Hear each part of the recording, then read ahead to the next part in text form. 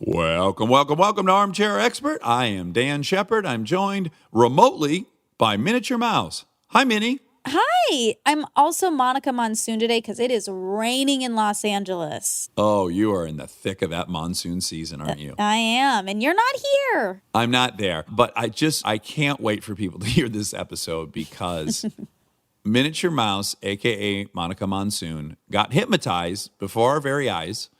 And it was quite a thrilling ride. I got to say, so was Rob. Rob and I kept smiling at each other. We were watching this brain monitor, and you were dead. You just died for a minute. I know. Well, yeah, what's unfortunate is you can't really hear this part, obviously, because it's visual, but my brain was hooked up to an EEG so we could see my brain waves. But when I went into hypnosis, it was just flat.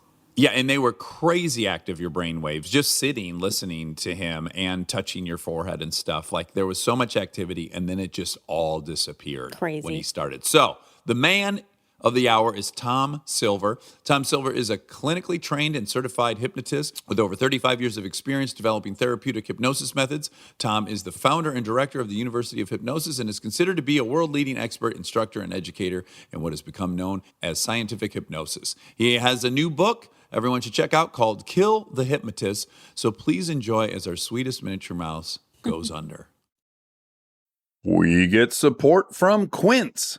So we've been talking about Quince a lot lately, and as we head into fall, it's the perfect time to reset your wardrobe with their amazing pieces. I think it's so fun to do when the seasons turn over to just spruce up your wardrobe with a couple specials, and Quince is the place. Totally. We're talking organic cotton, Mongolian cashmere, tailored chinos from just $60. Premium fit and quality you'd expect from a luxury brand designer. I love Quince. You know, I like it understated and subtle, and I like stuff that has high quality. And Quince checks all those boxes. I love a lot of stuff from Quince. Honestly, they have incredible premium denim, which is very important for fall. It's pretty much all I wear in the fall is denim. And Quince has such a good selection of quality denim. Their stuff is so versatile, timeless, and built to last that you just grab every single day without thinking. Right. And all of that for 50 to 80% less than similar brands. They go direct to ethical factories, cut out the middlemen, so you get all that quality without overpaying for it. We love that. And they do way more than clothes. They have bedding, cookware, bath essentials, travel must-haves, same deal, and great quality. Upgrade your everyday. Download the Quince app for app-exclusive offers or go to quince.com/Dax. Get free shipping on your order and 365-day returns. Now available in Canada and the UK too. That's QUINCE.com/Dax. We get support from Skims. Oh man, do I love Skims. I've been living in the Skims lightweight cotton collection all summer, and I have to tell you, getting dressed has become so easy. I just throw it on. It just feels right immediately, whether I'm grabbing coffee or I'm on the couch all day or I'm out, even going to dinner. The cotton is so lightweight and breathable, which in this heat is a non-negotiable. The cotton jersey t-shirt, I just need everyone to know about this one. This one hugs in all the right places. It's very soft and it still looks and fits the same after months of washing, which is very hard to do, I feel, with t-shirts. I've been wearing the black cotton jersey t-shirt with basically everything all summer long. It goes great with any patterned skirt or shorts or pants. I mean, anything truly. I believe that's probably my favorite piece from the cotton collection, but they also have great lightweight cotton thongs that are so comfortable and they're cute. That is a very, very hard mix to achieve, especially with undergarments. I feel if you can find some that are cute, but also comfortable and do the job, that is a win. And Skims has really, really figured that out with the lightweight cotton collection. Shop Skims cotton and all of my favorite pieces at skims.com. After you place your order, be sure to let them know we sent you. Select podcast in the survey and be sure to select Armchair Expert in the drop-down menu that follows. He's an armchair expert. He's an armchair expert. He's an armchair expert. You and I have something in common. Friends with Bill. Oh, yeah. buddy. Yeah. Me too. I told you. Yeah. Oh, talk I'm very about- open about it. Well, on I here. was at a meeting yesterday, and I mentioned that I'm going to appear on the show. Lady next to me says, "I love that show," and then she says, "He's in the program." Oh, yeah. Choose to be very open about Well, it. I do too. Oh, good. Yeah, That's great. absolutely. And the 12 steps is great. I say my life. Me too. Yeah. Me too. How long have you been sober? January 4th, 12 years. No Wow. shit. Yeah, how about yourself? Congrats. I'll have 16 years in September. Wow, nice. Yeah. Yeah. I guess the reason I give for sharing it is I always say, like, I'm not the spokesperson for AA. So if I go relapse, Yes. it was a failure of Dax Shepard, not of AA. Right, exactly. Yeah. So I'm Yeah. real clear about that. Yeah. Well, absolutely. And how I feel about it, having that relationship with my higher power that I never had before, that I call God, Yeah. really was important in removing certain emotions. Sure. But as a hypnotherapist, I also use my mind to think differently, Yeah. to remember the damage that was created, and to use my mind to stay pure of any cravings or addictions, because that's one of the things I do in hypnotherapy. Yeah, I would imagine. Yeah. So can I ask, where are you Yeah. from? I was born in Brooklyn, New York, and I was raised on a chicken farm in the city of Winnetka in Southern California. Oh, no kidding. Yeah. It was interesting because in school, in elementary school, I always got bad grades. My mind was always imagining or thinking out of the box of standard education. So when I was in elementary school, every year the teacher would call my mom in and say, could I get D's and fails? I was always exploring altered realities, altered Sure. thinking. And the teacher would say, well, Tom's a real smart guy, but he's getting terrible grades. And she would say, leave him alone because he is thinking about other things and he's a creative human being. So don't bug him. Let him do what he's going to do. Oh, wow. So you had a supporter. I had a supporter. Or an enabler, we might say. Well, I'd like to say a supporter. but Yeah, me too. She gave me the freedom to use my imagination to create and do things that other people said were impossible. Well, now, did it get in your way as far as going to college, not having had good grades? No, not really. I was actually a street musician. I played saxes and flutes and clarinet. So when I got into college, first I majored in acting for about a year. And Okay. it was cool, but then I switched to a music major. And surprisingly enough, I graduated with a bachelor's degree in music. I'm still not sure no how I kidding. was able to do that as a street guy that then became legitimate, that went back to playing music. I was playing in some bands in Ojai, and I was playing in Medford, and I play tenor and alto and the flutes and all that kind of stuff. Oh, wow. But I think creativity is such a catalyst, especially in the field of inventing. When you think about it, Thomas Edison, he created a lot of ideas in his sleep. First few hours of sleep called precognitive sleeping. So he's thinking of these creative things, out of the box stuff, and then he formulated the application of putting him in and creating a reality. Yeah. And everything in our life stems from imagination. Yeah. So imagination used correctly is fantastic, but used incorrectly, dangerous. And that's why so many people are walking around negative autosuggestions, accepting the negative communication from people in their environment.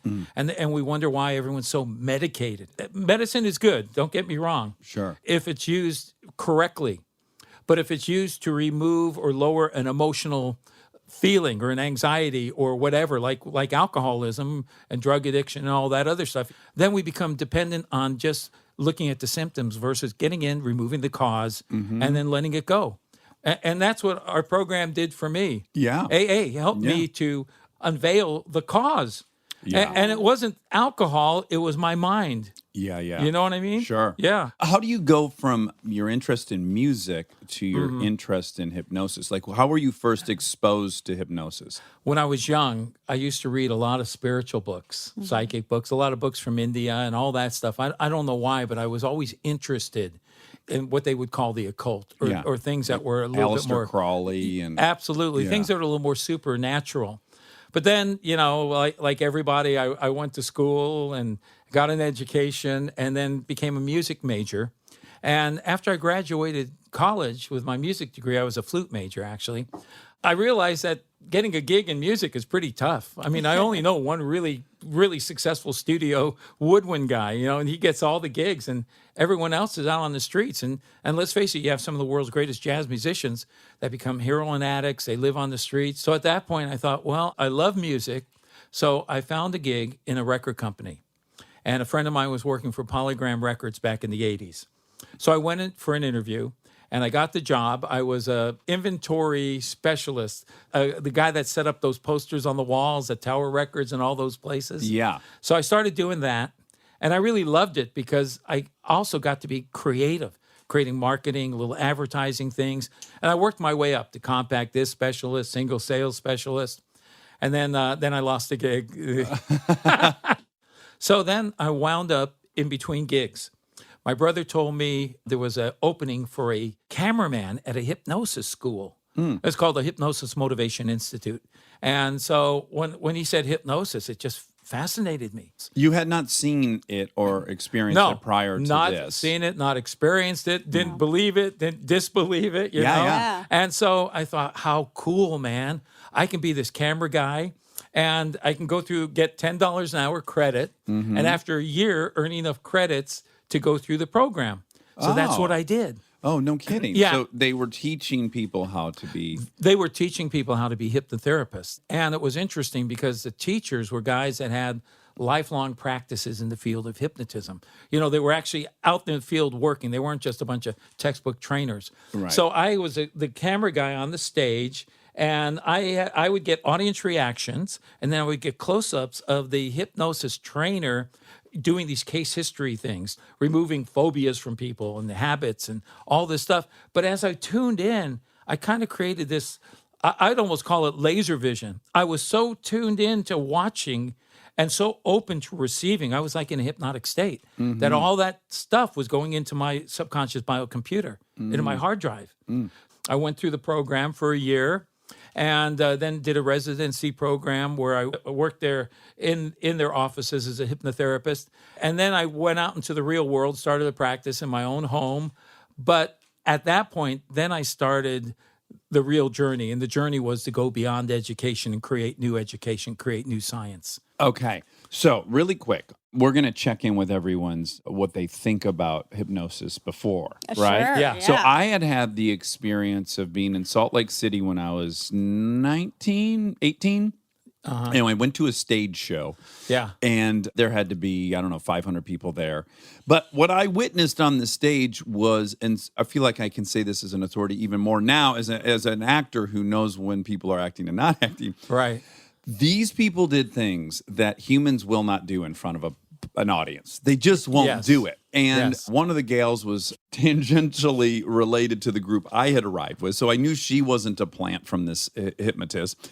And people were, again, they were just embarrassing themselves in a way that just they would never, ever do not hypnotized. Right. And I was like, oh, this is legit real. They were also doing physical feats that I know they couldn't have done outside of hypnosis. The body rigidity where they stand on the person? Yes, they put this person Yeah. on their head and their heels on two different chairs, and they're like basically What? planking perfectly for a period of time that you or I could not do it. So I left that going, okay, so it's 100% real. And so Monica, let's just check in. I'm skeptical. I'm very skeptical because, we watched a video of you at Kimmel. Jimmy Kimmel. Jimmy Kimmel with Yeah, Uncle yeah. Frank and Guillermo and Beatrice? Yes.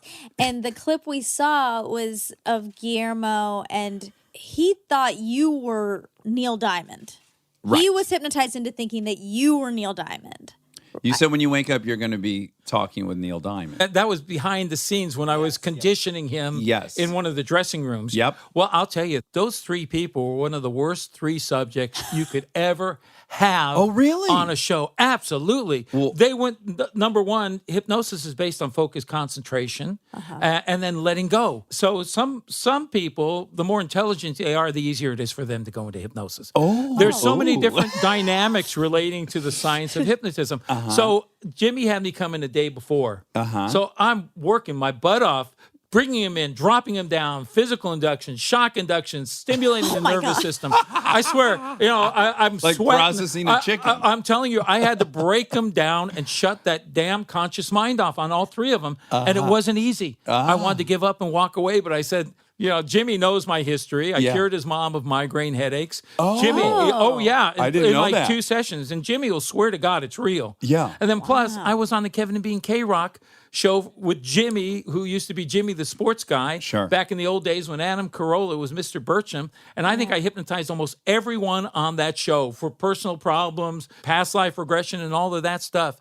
So after about 3 or 4 hours of hard work, I mean, really, the odds of me getting him into an altered reality state, and we're going to talk about that. Yeah. Because there's so many levels of hypnosis. Yeah. Everyone's hypnotizable. Not everyone goes into altered reality or complete unconsciousness.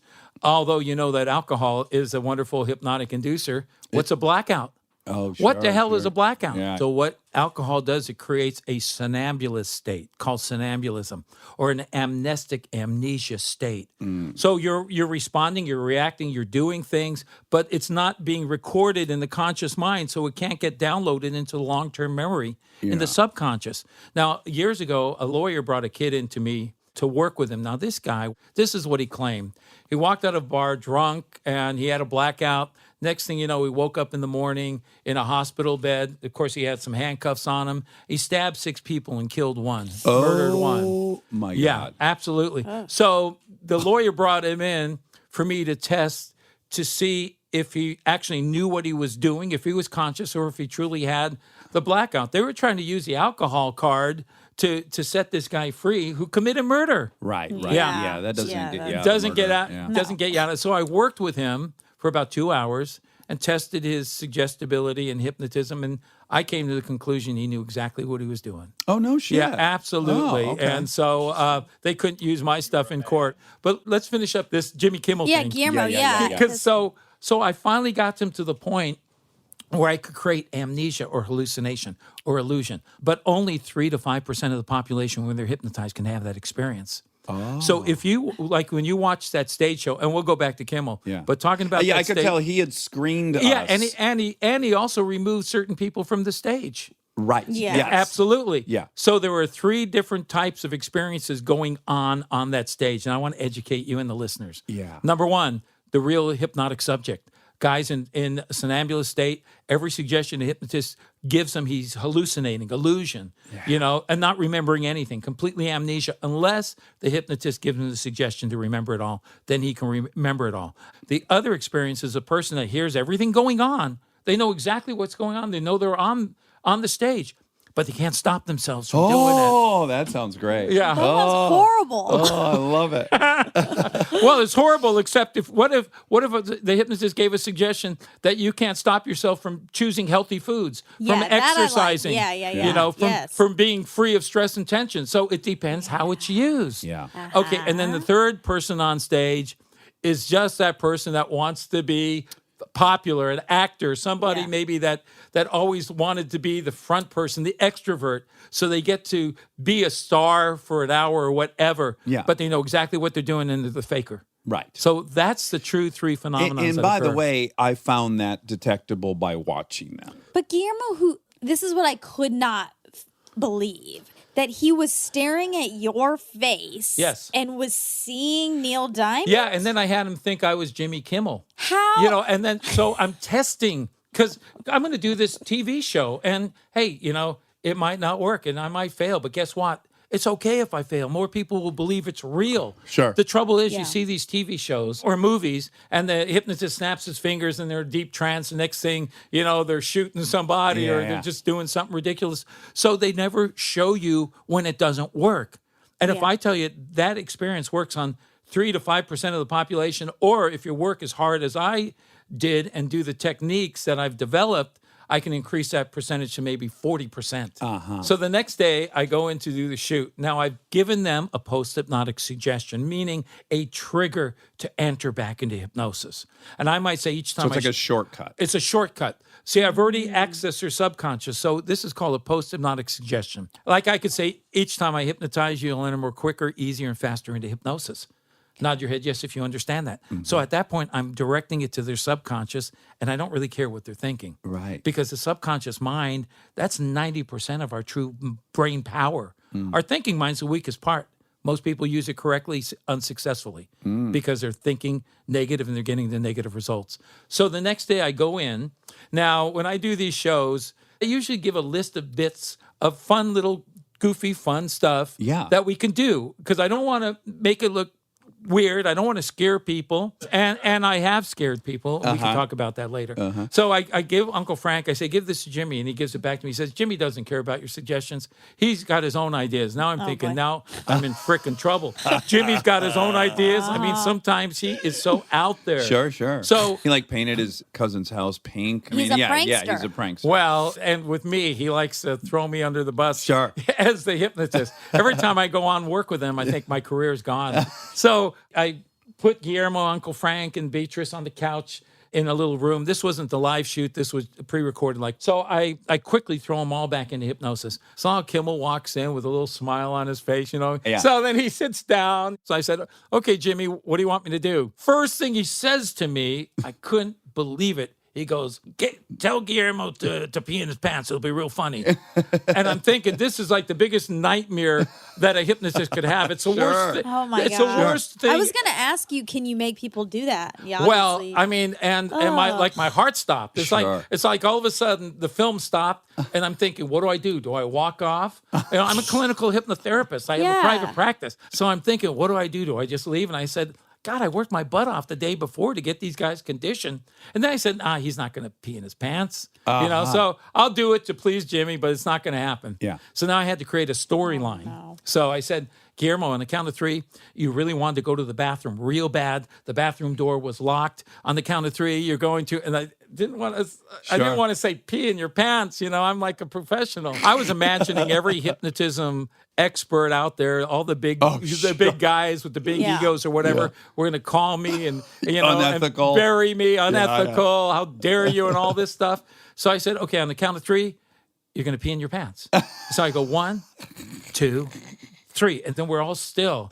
We're looking. We're looking down. This is horrifying. Yeah, we're looking down. All of a sudden, it's No. getting wet. Yeah. It's yeah. getting wet. Yeah. Now, but this is what happens. It's getting wet, and Kimmel's cracking up, and I'm looking. I'm starting to laugh. Sure, it's- I didn't think it was going to happen, And then all of a sudden, I hear this gigantic thud on the ground, and I look, and the cameraman fell onto the ground. Yes, he became hypnotized. What? He went into hypnosis and he's crying. Yes. He's saying, stop it. You're hurting him. You're hurting him. And tears are coming down. Yeah. He has this flashback, man, of some past trauma. And, and everyone there. The thing that he does is virtually just like giving people acid all of a sudden. It's like he can make everyone in the room be having an acid So trip. he accidentally got hypnotized. Well, that because he was person. watching so closely. He was listening to me. He wasn't listening to the stage manager give him direction. All of a sudden, he's a great subject. Yeah. He just dropped into this trance. He dropped like a $500,000 camera on the ground. Yeah, yeah. And Oh he's my crying, God. stop it. You're hurting him. You're hurting Yeah. him. And then now everyone in the room is no longer chuckling. They're all like scared to Yes. hell. Well, I, right. I swear, they're scared to hell. Well, because these my three play roles on the show, and they know what they signed up for. They know if Jimmy's telling them that they're going to work with a hypnotist for 2 days, that likely they're going to piss their pants. There's no real bait and switch there. But yeah, the cameraman didn't sign up for shit. Unsuspecting. Unsuspecting. Yeah. Jimmy's just smiling because Jimmy knows I know what to do. I mean, it's like I put on my Superman cape. All of a sudden, I become this superhero. So I tell him to lift this crying person up, and he's like, he's gone, man. Yeah. He's devastated. Good looking guy too, Monica. Yeah. He was good looking. So then they lift God. him up and they put him in a chair. So I go up to him and I do a strong shock induction. A shock induction is I physically overstimulate the central nervous system. Okay. Through a physical jolt to the body as well as a strong, powerful suggestion.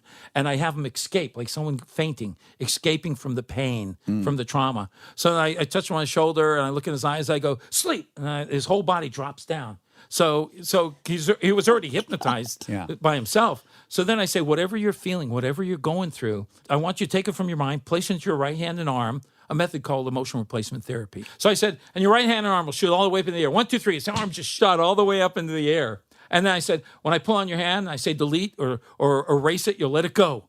And then I pull on his hand, and I say a word, and his body drops back down. So I say, now on the count of 3, you're back here on the Jimmy Kimmel Show. We're back in the room. On the count of 3, you're going to open your eyes. Now I'm all maternal. Now I'm warm and fuzzy. On the count of 3, you'll open your eyes feeling really good, a little smile on your face, and you're back to who you are right here and right now. So I go 1, 2, 3, eyes open, smiling, feeling good. He starts to smile. I say, how do you feel? He goes, I feel good. And I said, okay, now get back on your camera and let's finish the shoot. So I was playing stage manager. Did he remember? No. And he didn't remember a thing. And at the end of the show, all the technical people came up to me individually and they said this. He said, I always thought hypnosis was a bunch of bull. But what you did to help our friend was real. And thank you so much. And then later, the guy came in and told me about a trauma of his past. That's amazing. Yeah. Was it having to do with peeing pants? No, but it had to do with Well, something. hold on. We know who he is, so we don't want to say what his thing was. No, but what I don't understand is the connection between Guillermo's peeing his pants and then this random trauma. That was trauma. It stimulated a traumatic event in his life. Like a soldier going back to a war scene or someone going back to when a family member got run over or crushed to death. I had a childhood trauma, so I know what trauma is all about. Let me ask you a question, because the whole time I'm thinking about this in the whole scenario, and ultimately everyone's looking to you to solve this problem that you have created in some capacity, the cameraman collapsing. Yeah.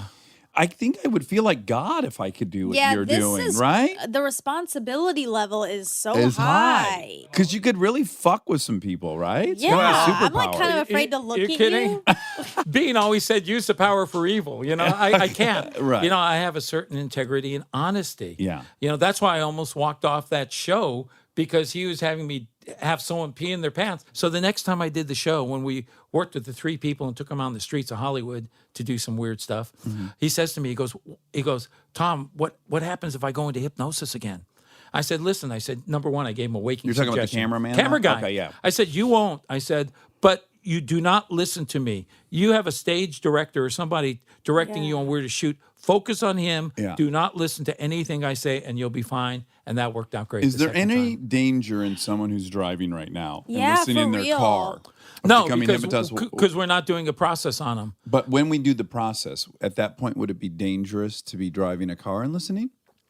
Well, let's put it this way. When we do the process, you might want to edit out a few little Some of the things. Okay. Some of the great. full technique. Tell you, when I got the Kevin Bean K-Rock radio show, I hypnotized a radio guy, one of the sales guys, who had an eating disorder. His parents, when he was raised, would always eat like steaks and lobsters and all this stuff, and they'd give the kids like this cheap hot dogs and other food. So he became obsessive compulsive for eating and had a weight condition. So I removed that from this guy. So he gets me on a new morning show, Kevin and Bean on K-Rock.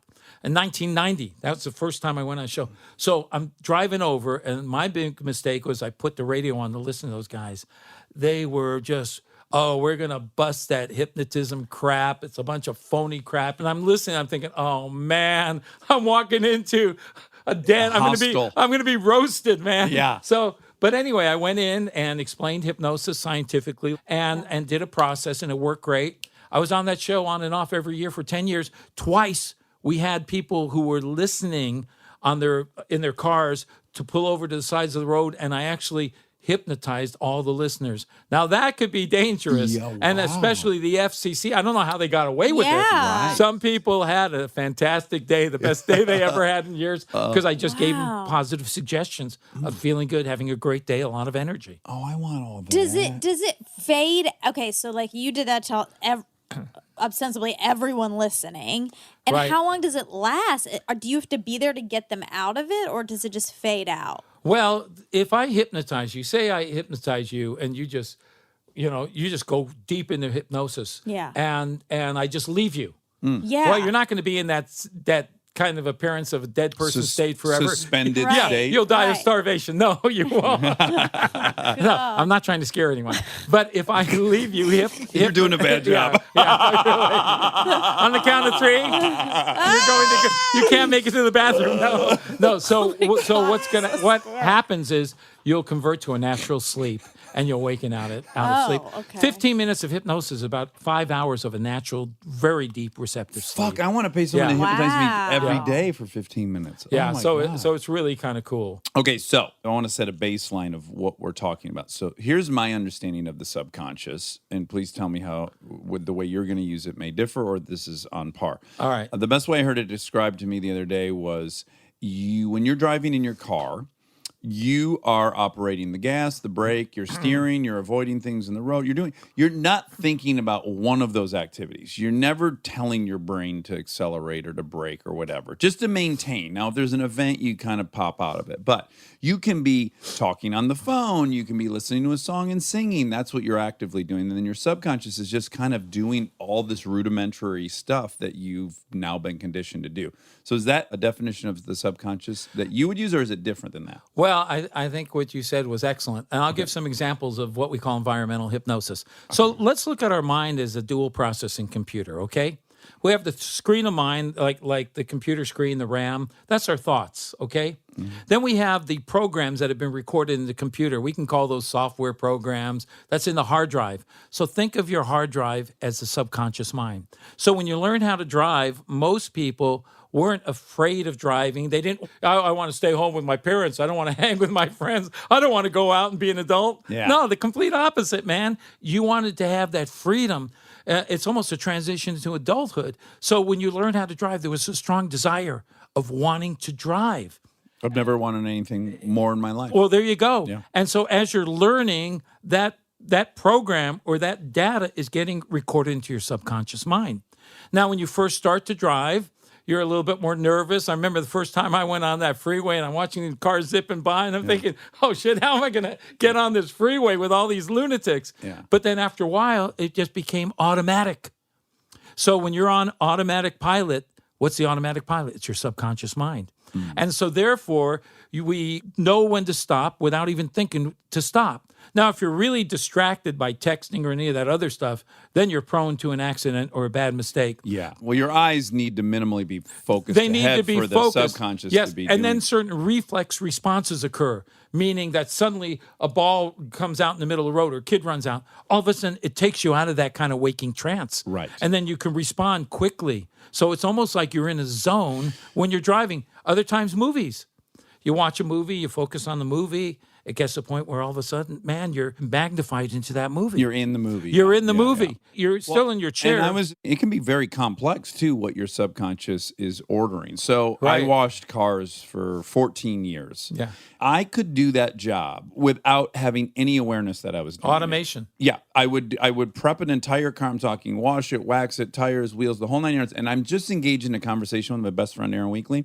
I missed the whole experience. End of the day, we count up, we prepped 36 cars. I don't remember one of them. Yeah. So, I mean, it can be that complex, right? That can get filed in there. Right. And think about it. At that point, you're in the most deepest state of hypnosis.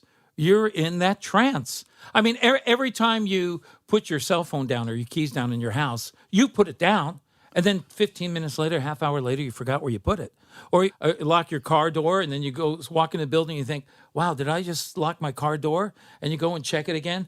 All those states of fragmented amnesia are states of when we're going into the subconscious and we're losing access of the part of our mind that scans and remembers consciously. The short-term memory gets interrupted. But watching a movie and feeling the emotions of the movie, you're hypnotized. When that movie Jaws came on the air, my God, I was hypnotizing everyone who had fears of sharks in the ocean. You know, it was a fiberglass shark, but the music also created a hypnotic suggestion. Stay tuned for more Armchair Expert, if you dare. We get support from Apple Gift Card. Back to school is here, and for many, that means some big life transitions. Whether they are heading into a new grade or setting up a dorm for the first time, you want to give them something that actually supports their growth and success. Apple Gift Card is a versatile solution because it takes the guesswork out of gifting. It's not just about a new pair of AirPods for focus. It's about giving them the invaluable chance to choose the digital tools and subscriptions that suit their unique journey. They can use it for productivity apps on the App Store, movie nights on Apple TV, or extra iCloud storage for all those new memories. With Apple Gift Card, it's so empowering to give the students their freedom to allocate their own resources. Celebrate their new academic chapter. Visit applegiftcard.apple.com to celebrate their milestones and gift one today. We are supported by Walden University. You know that feeling when you've been thinking about making a move, going after the degree, the promotion, the thing you keep telling yourself you'll get to someday? Walden University is built for that moment. For over 50 years, Walden has helped working professionals get the W, the knowledge, the skills, and the confidence to create real change in their careers and communities. Their programs are designed around your life, not the other way around. With Tempo Learning available in select programs, there are no rigid schedules or set weekly deadlines. You move at your own pace. And Walden's faculty aren't just academics. They're practitioners who bring real-world experience into everything they teach. From your first class to career coaching and beyond, Walden is your partner the whole way. Take the first step and learn at a pace that works for you. Visit waldenu.edu. Walden University. Set a course for change. Certified to operate by Chev. This episode is brought to you by SoFi, the all-in-one finance app where you can bank, borrow, and invest all in one place. Let's talk bank accounts for a second. The average bank savings rate is 0.39% in interest. You're earning pennies on your savings, but it does not have to be that way.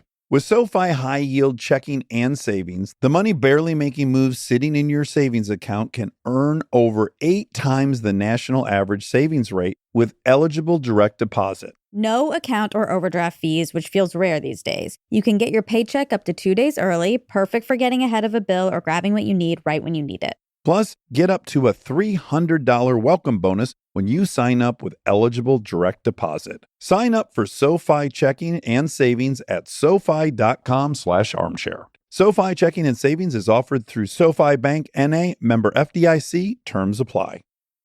This episode is brought to you by ServiceNow.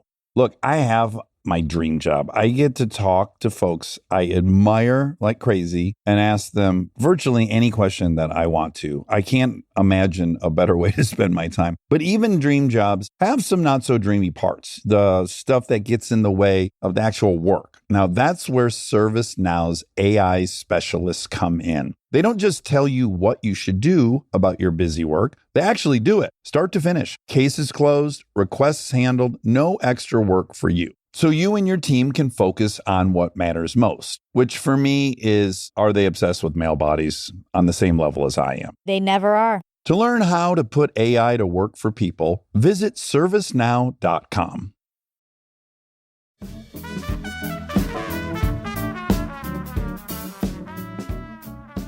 Right. Now, am I right to assume then that if your subconscious mind is sharp enough and competent enough to operate a motor vehicle without your participation in some Yes. ways, Right. I have to assume that same subconscious mind can make you feel certain ways and react certain ways that you're entirely unaware of, because that too is a part of an autopilot programming. Well, it sure is. And think about this. Your subconscious mind identifies and associates with your conscious thoughts. So say, for example, you suffer from depression or stress, and you start thinking about something going on, like you're in traffic or whatever, and you're thinking about, this feeling of being irritated, sends that message to the subconscious, which magnifies that emotion. 80%, all emotion is subconscious. All long-term memory is subconscious. So the acting of the body, the physiology, the natural reflex behaviors, breathing, blinking, all that stuff is all subconscious. We don't think about walking, right? We walk. But when we first started to walk, it Took all our concentration. took all our Yeah. concentration. Yeah. So, all right. So we have a sense of what subconscious is. Now, as you are working that camera and you're observing the techniques, I could Yes. see you learning the physical steps by which you would get someone into a state of hypnosis. In that it's Correct. an activity one could learn. Yes. There's talking, there's body movements. Processes, techniques. To be able to put someone in that state is one skill set. Correct. Now, to be useful as a therapist or helpful in someone's mental health, Right. that is an entirely different field now. Absolutely. All human beings should learn how to be better listeners and talkers. Because if I can't hear what you're telling me, what you want to achieve in your life, then how can I give you what you need? Yeah. I'd be giving you what I think you want, but not what you need. And then also the communication linguistically has to be really important. And hypnosis, the reason it's kind of been screwed up for all these years. Number one, it used to be called mesmerism, magnetism. Dr. Mesmer in France, he was considered the father of hypnotism. Okay, there we go. You What know, year is that? That was around 1775. Okay. But he had the wrong theory. He didn't understand, of course, neuroscience. Sure. You know, like I understand, like I try to educate people in. He thought there was some divine fluid transmitted through him from God, and that it can come out through his eyes, through his fingers, through his hands, some energy force. So that's what he thought. And he made all these cures. You know, he had a big giant wand. He put people around this bathtub. They called a baguette back in those days, which had iron magnetic particles and broken glass. So he created this whole ritual. What a time to be I alive. know. Yeah. So I need to find out what your goals are. I need you to change the mindset of your goals. Like, say, for example, now this doesn't pertain to you, but someone who's got a weight issue. Right. And they want to lose weight. Well, if I lose weight, if I lose something, what am I going to do? I'm going to want to try to find it again. So right then and there, we talk about releasing weight, letting it go, not losing it. Interesting. So I might say, so you said you want to lose weight. Well, why can't you lose weight? Or why can't you release weight? Well, I'm lazy. I hate eating healthy foods. I look in the mirror and I'm fat and ugly. I don't like going to gyms or exercising. So she is 100% successful in those results. Sure. She confirms her theory regularly. She confirms her theory, but think about it. If she's been successful in that negative behavior, if I teach her a little bit of different way to think and I install the new positive emotions towards those habits that she wants to have, then she could be successful the other way. She's already been successful. So that's a good thing. But she has created the reality. I need to change that. Instead of hating exercise, what would be the opposite to the word hating? Loving. Yeah, you're right. Now you're saying loving, but I leave it up to her. Because for me, it might be loving. For her, it might be, well, I want to feel excited about exercising. Then I might say, well, what does being excited feel like? I want to create the physiology in that emotion. Remember, a word that doesn't trigger the physiology is a weak word. But a word that can create a physical feeling becomes very powerful. And that's a strong emotional response that I want to record, download in the subconscious. Now, think about it. When you're thinking about having sex, you're going into a heightened suggestible state. It's what we call hypersensitivity, form of hypnosis. So then you're engaged and you're having, you're doing your big sexual deal. Then all of a sudden you come too quick. Sure. And then your mate What says, guy can't relate to that? Yeah. But what if the lady says, well, I'm not finished yet. I want you to get hard again. Sure. So now you're trying to get sexually aroused, and the more you're trying, the more stress you're getting, the more you're thinking, it's not going to work. And so then all of a sudden you could develop this impotency and this suggestion or this event when you're in a hypnotized state could create a new sexual program that every time now I'm ready to make love to a woman, now I'm thinking about, what if I come too quick, And I'm telling you, then all of a sudden you put this program in. And until you have a good experience again, once you get that really good experience, that can override the old program. You can build on that. I mean, when I married my current wife, and I won't talk too much. I don't care. When I married my current wife, shit, man, I thought I needed this Viagra. I'm getting old, and believe me, I was a very sensual, sexual guy. Sure. Well, you're an addict. Well, yeah. The old days when I had hair and I was in good shape, I was a pretty attractive dude. You could get it Seriously. done. So anyway, I think I need this Viagra to get an erection. Yeah. My wife says to me, and my current wife is a real, I find her very sexual and sensual and very spiritual. In many ways, we have this amazing relationship. She says, you don't need it.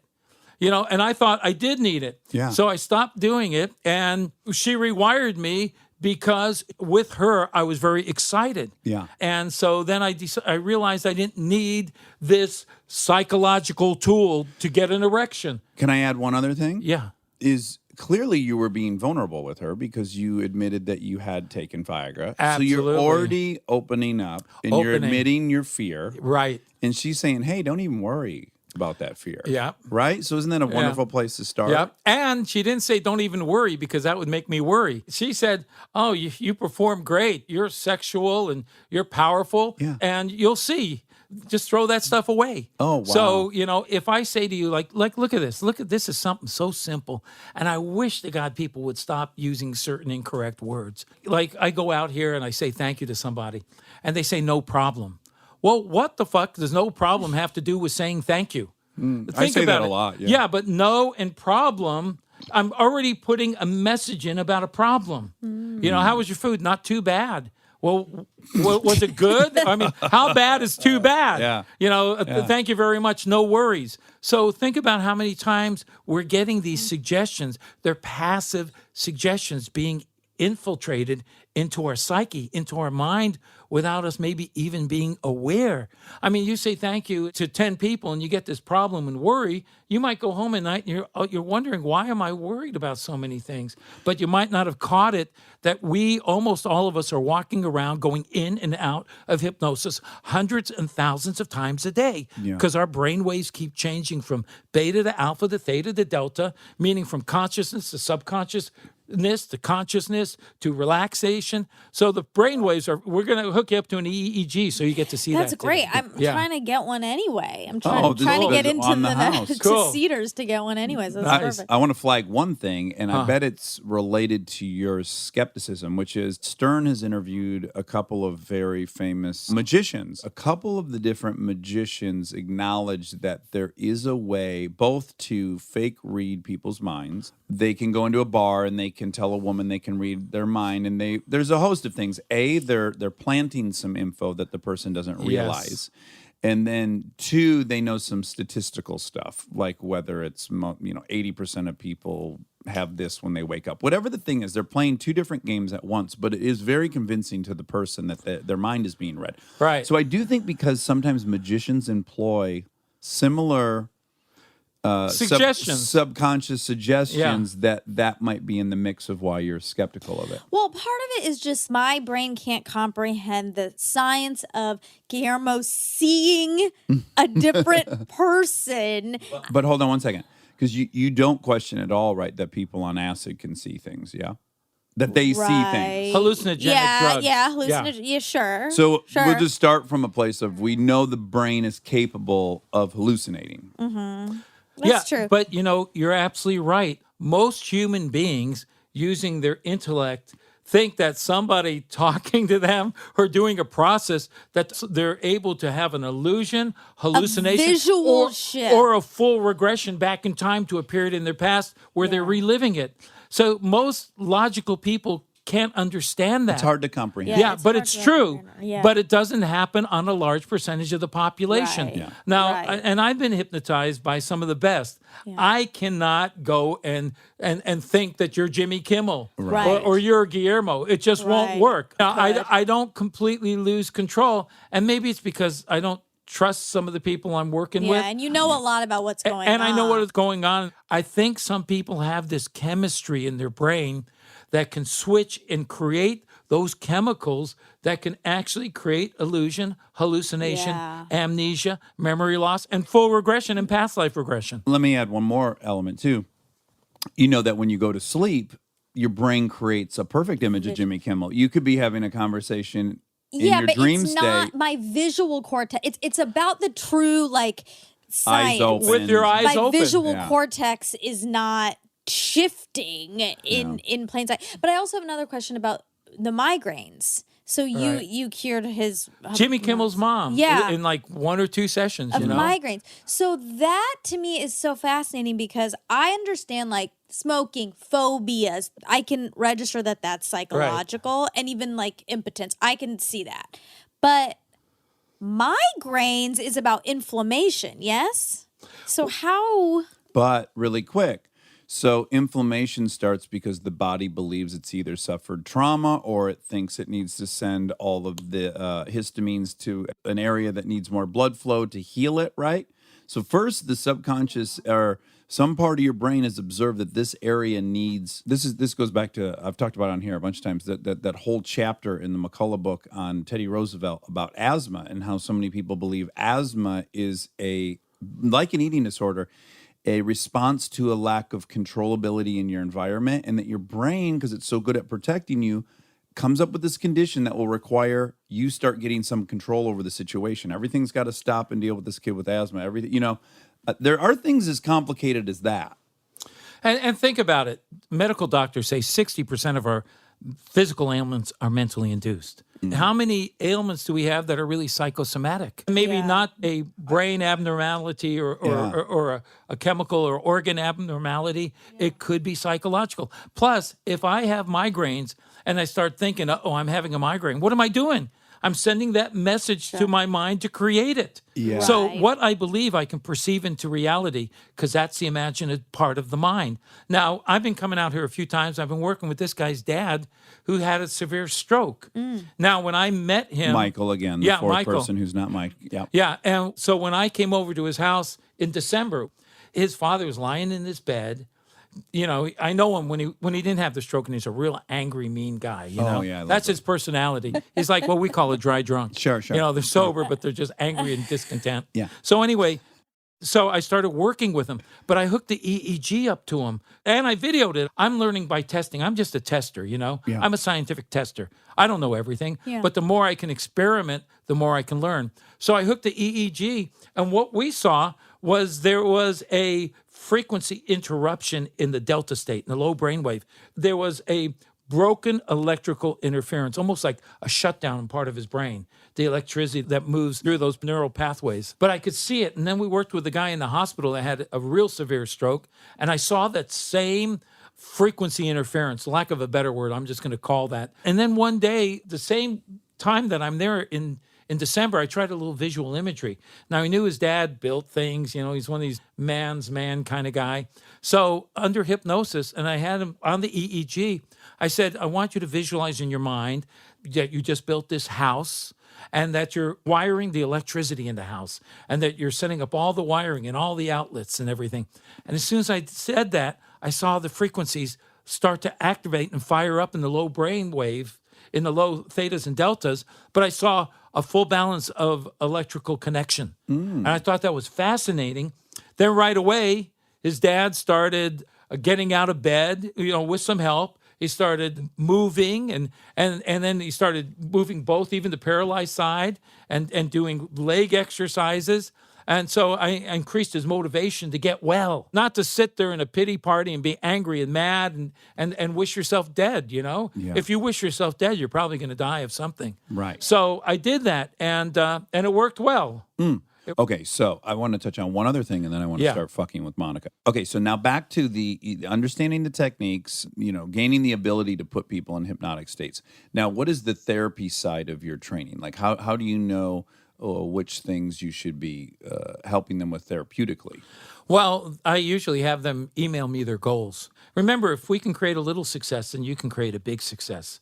But if you're always focusing on failing or living in the problem, then you'll live the rest of your life in your problem. Sometimes there's a secondary behavior response. If I'm obese, then that's the excuse why I can't go out and I can't meet men or get in a relationship. So sometimes... Well, you're building the whole story on top We're of building that. a story, but there's a secondary reward for that story. So anyway, it's good to be skeptical, but realize that hypnosis, if it's done scientifically, is a wonderful science used in conjunction with other modalities, with medical procedures. And, I was diagnosed with aggressive advanced prostate cancer. I still have it. And I've had people tell me, well, there's special mushrooms, and they're giving me all these things that I could try, all these holistic approaches. But I really haven't seen real scientific data on it, So I'm using conventional medicine. I had radiation and surgery, but I'm also using my mind to stimulate my immune system. I was given 5 years to live. It's been over 10 years. Does it look like I'm going anywhere? No. Hell you no. look, you look virile, No. healthy, strong. Right. And I don't take the suggestions because remember, even doctors are hypnotists. Take these pills in a few days, you're going to feel better. Is it really the pill? Or is it the suggestion of the pill creating the results? Okay, so do we need to know from Monica what her goals are before you start working? Number one, Monica, you'll be completely in control. Okay. I know she wanted to hear that. Also, your And it's father's true. here. Your father's here to protect you. No, I'm more scared of you. Oh, really? Kind of. You said You like the idea of peeing in Yeah, pants. yeah. Now when I'm working with Monica, you cannot throw suggestion Yeah. at me. No, I won't. I Okay. won't. I'm very scared of this. Oh, good. Of being hypnotized? Yes. Was it because of the I- Guillermo story? I think you're going to be a very good candidate. But I felt better knowing I probably wasn't going to be a good candidate and I Yeah. was going to not be susceptible. But I think I probably will be susceptible. So, what are my goals? Okay, well, You can't wish for more state championships because that ship has this sailed. might not be possible, but let Okay. me know. So, this connects to our other show. Right. We have another show called Monica and Jess Love Boys, which is a relationship dating podcast. Oh gosh, you need me on that show. I know. Remove This is fears, what I'm thinking. Social anxieties. Yes. You know, fear of rejection. So I would love to change and we'll make it simple. When I look at myself in the mirror or in a Yes. picture, to like that physically, to like that image. Can we do that? To like the image of yourself. Okay. And if you like the image of yourself, how would that make you feel now? I think Describe as a feeling. confident. Confident. And what's feeling confident? What does feeling confident feel like? What's it feel like physically if you're confident? How would you feel? Would you walk different? Would you speak different? Would you project yourself different around people? I do feel confident in rooms and talking and stuff like that. But if I walk into a room and there's no talking, I don't feel like I have anything to give. Okay, so you want to like the way you look when you look in the mirror. And you So want God, vain. me too. Me It's too. so no. vain. No. I'm just Me too. kind of clarifying what we're working on. You'd like to look in the mirror. When you look in the mirror, you'd like to see yourself and like who you are, what you look like, and feel confident in yourself. I don't want to slow your roll, but No, go yeah, for I it. think this is a great request of hers because I regularly fight with her. I'm like, I wish you could look at yourself through my eyeballs just once. Right. Because you're wrong. You're fucking beautiful. We post pictures on Instagram. 400 of the 1,200 comments are talking about how beautiful Monica is. Her narrative is, oh, they're trying to be kind because they feel bad for me. They know Well, that's because an she insecure. doesn't think it's the truth. Right. She doesn't. Yeah, yeah. You feel that they're just trying to make you feel better. Yeah, or like you were best friends, so Right. he's seeing sort of a distorted view, or he's bringing in the other He's seeing parts. you in a different way that strangers or other Correct. people might see you. Yeah, that's how I feel. Yeah, That's her theory, yes. Yeah. Yeah. and true. When you know someone, you do see the whole being versus just the You know. do. And additionally, you're hot. Well, Okay. See, now you said that, and did you see her response? She doesn't believe yeah, it. Yeah, absolutely. Yeah, truly doesn't Yeah. believe it. When you were young, were you raised by both parents? Mm-hmm. Were they very physical, kinesthetic? no, So they weren't too touchy and feeling? no, they're very loving, but Yeah. but no, Right. not physically. Did they tell you affectionate. how beautiful you are and things like that? Do you remember any of that stuff? Just out of curiosity. It's definitely not what they place any value in. So it was not something they were throwing at me. Like this happened. There was a girl and I was like, oh, I really want to look like her. She has really short legs and I want that. And my mom was like, people want long legs. So that's the end. So it wasn't really hearing me, but it was like, oh, you're wrong about that. But we're moving on to a different topic now. Did they care more about your success or your intelligence? Yes. Oh, okay. Okay. Now you see, this is interesting. You see, I'm just asking some questions, but if I'm getting some kind of validation that this is kind of the way she was raised and things like that, I'm creating a little bit more rapport with you and understanding. And I do understand that you want to look into the mirror, you want to see yourself, see your face and everything, and really like the way you feel and feel confident about that and feel in your own way, if you want to call it beautiful or attractive or desirable, whatever that feeling is, you want to look in the mirror and say, wow, that's who I am, and I like the way I look. Yeah. And I feel confident in that way. Yeah. Okay, cool. I like Isn't that cool? Yeah. Oh, this would be great if you turn into a bitch. I know. Like you come in here like your shit don't stink because you're hot. You finally know you're hot, and then you're fucking insufferable. see, I'm gonna bring him he- back to unprogram you. He's making it tough for me. You're trying to. Sorry. You know. Two steps He's backwards. sabotaging. You're sabotaging me. I would love that. You fucking show up in the red Baywatch outfit. And you're late. You're an hour late. Now, my goal is for you to look in the mirror and say, I really appreciate and like who I am. And I like the way I look. Yeah. And it doesn't matter the way anyone else looks or they feel. It's a personal deal. It's an inside deal. If you if you appreciate the miracle of who you are and the way you look and the beauty in it, there's no one else like you. And you look in the mirror and say, I truly give myself permission to love and appreciate who I am, the way I look, and the way I feel, and the confidence within me that no other human being can ever take away. And it's not for sale. Yes. You're onto something amazing right now, and I can't believe I've never thought of it. Tell I think me. part of this huge hurdle is you're wanting your look to be this thing that already existed, but as he just said, you're your original thing, and the thing is beautiful. Now, yes, you can't point to 25 magazines where it exists, and you can't point to 25 leads of TV shows where it exists, but that in no way means that this thing that's new for us isn't unbelievably beautiful. You're just the first to show it to us. It's a Michelangelo. It's a work of art. I'm not going to try to get you to believe you look like everyone else that's on TV and in magazines. And why should you? But I want you to believe that the version of you is insanely attractive. And enjoy your natural beauty. Yeah. Yeah, because bitch, it'll be gone soon enough, and you're gonna be looking at I know, we photos. gotta do going, this Fuck, now. I missed Yeah, we it." got to do it now. You resonate that natural beauty, but you now need to know it's an inside deal, that Yeah. you truly feel it when you look into a mirror. So let me hook up the EEG. Let's check this out. Okay. Yeah. Okay, so what we did is we just attached Monica to an electroencephalograph brainwave frequency monitoring device. So it's going to monitor the predominant brainwave frequencies of what we call beta, alpha, theta, and delta. And the frequency range is about 0.1 to 30 hertz. What changes in the brain waves and the frequencies actually affect our physiology.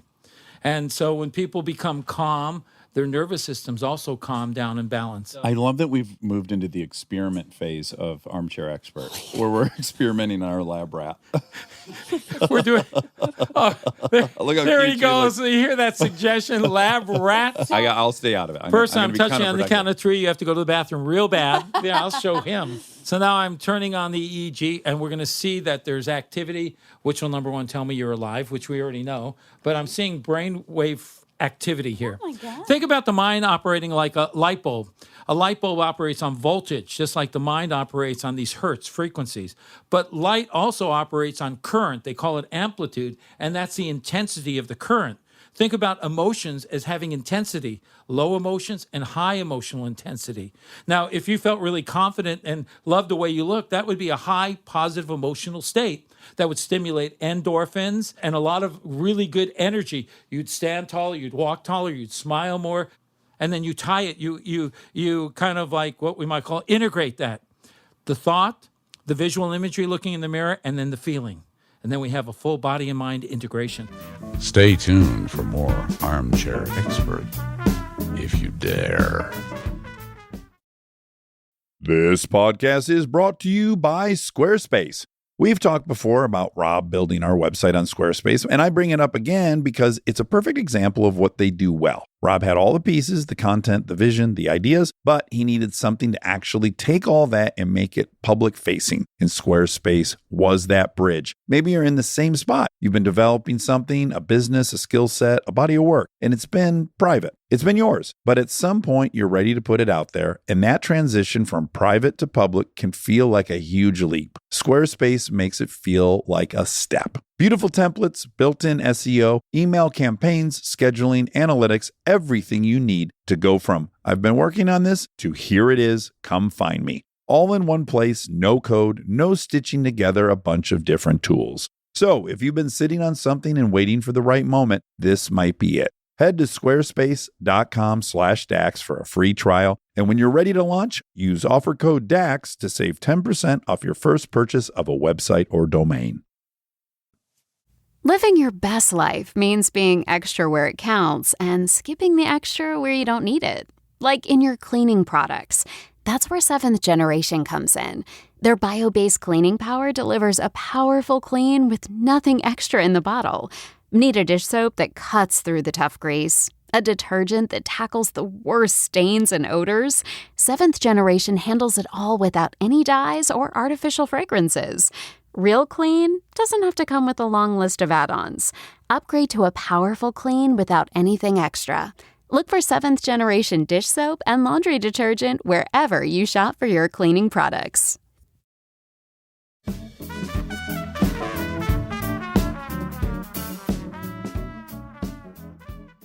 So here we go. And I'm testing this. So now we're going to look at her brainwaves. Oh, look at the landscape of your thought. So looking at this, I would say, because I see a lot of activity going on here in theta and delta, that Monica, a lot of times you might not show it, but you have a lot of different kinds of emotion that goes on internally within yourself and within your body. I'm not judging if it's positive or negative because I don't know, but I can see that you tend to be interperspective and analytical emotionally quite a bit. Make sense? Yeah. Okay. And we see the brainwave activities here. And so this measures the conscious. This is a state of relaxation. This is a subconscious. Okay, so we're going to begin. So your goal, I just want to clarify it, just to repeat it one time. It's the way I reinforce it also consciously, is that every time you look in the mirror and you see your face in the mirror, we're not talking about other parts, but you see your face, you'll feel very happy about the way you look, very joyful, whatever feelings you want to feel, they'll be all positive about the way you look, 100%. You know, not picking apart anything, but looking at the full package and saying, wow, I really love the way I look. And when I look in the mirror and I love this way I look now, I feel confident in myself more every single day and in every way. Make sense? Yes. Okay, so we're going to begin now. I'm going to make an agreement with you, a contract with you. I'm here to work with you, to do a few little techniques to put you into that receptive state of hypnosis. And all I want you to do is follow my instructions. They're just simple instructions. I just want you to do it instantly, easily, and automatically without thinking. Take your critical mind, because you are you're a high thinker, high analytical. So take that critical part of your mind, put it in the corner of the room, let it drift in thoughts. You don't have to second guess. Is it working? Is it not working? Am I hypnotized or not? None of that stuff really means anything to me. What means something to me is the results. I'm a results-driven human being. And as long as you simply follow my instructions and let the suggestions become recorded into your subconscious biocomputer, into that hard drive, into your subconscious mind, we're going to be able to remove all of those false impressions of yourself that you've been holding on till to today. And you say false impressions. And once you realize they are false impressions, then the truth is, your true impression is, I really love and appreciate and like the way I look in every way. Okay, so we're going to begin. Do I have your permission to hypnotize you? Yes. Okay, good. I want you, again, just follow my instructions. Place your hands on your lap, okay? So we're just going to work on increasing your state of focus concentration. So I want you to look down at your hands. Now, as you look at your hands, I want you to just relax your hands. Whatever the word relaxation means to you, let your hands just become kind of loose, limp, and relaxed. Maybe you can imagine them relaxed on your lap. Maybe you can just visualize or make believe or just pretend what it would feel like if you just let the muscle control of your hands and fingers go and feel a warmth or a little tingling feeling or a little heaviness or relaxation with your hands resting on your lap. Now, I want you to close your eyes and do everything I ask you to do instantly, easily, and automatically. So with your eyes closed, as your hands are resting gently and easily and peacefully on your lap, I want you to just follow these simple instructions. We're going to just do a little bit of a physical technique, interactive therapy. You're participating in the goal that you are going to reach today. It's already happening. And that goal is every time I look into a mirror and I see myself, I'm going to love, appreciate, and respect the beauty I truly have in my face and in my heart and in my life. And that represents my confidence.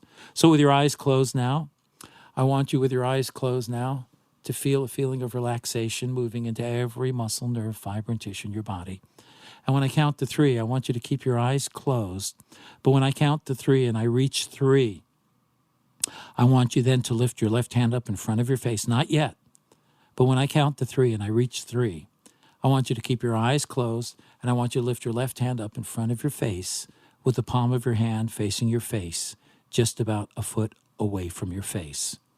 So I just gave you the instructions. When I count to 3, you'll keep your eyes closed. You'll lift your left hand up in front of your face with the palm of your hand facing your face, just about a foot away from your face. So nod your head yes if you understand those instructions. Good. Okay, we're going to begin. And again, it doesn't matter what you're thinking. It's just a technique. This is part of the process. So now 1, 2, 3. Lift that left hand up right there. Good, with your eyes closed. So now you've lifted that hand up with your eyes closed. You know that's the truth. It's not imagination. This isn't visual imagery. This is the truth. You have lifted your hand up in front of your face because you simply followed that instruction perfectly. So nod your head yes to no, that's the truth. You're also going to know that the truth is every time that you look into the mirror, you're going to really love and respect and appreciate your looks, your quality, your uniqueness, your own natural beauty that no other human being can possess because it's yours. So when I count to 3, keep your eyes closed. But when I count to 3, I want you to imagine or make believe or simply follow the instructions. When I count to 3, I want you to imagine I'm placing little wooden wedges, little pieces of wood in between the fingers of your left hand.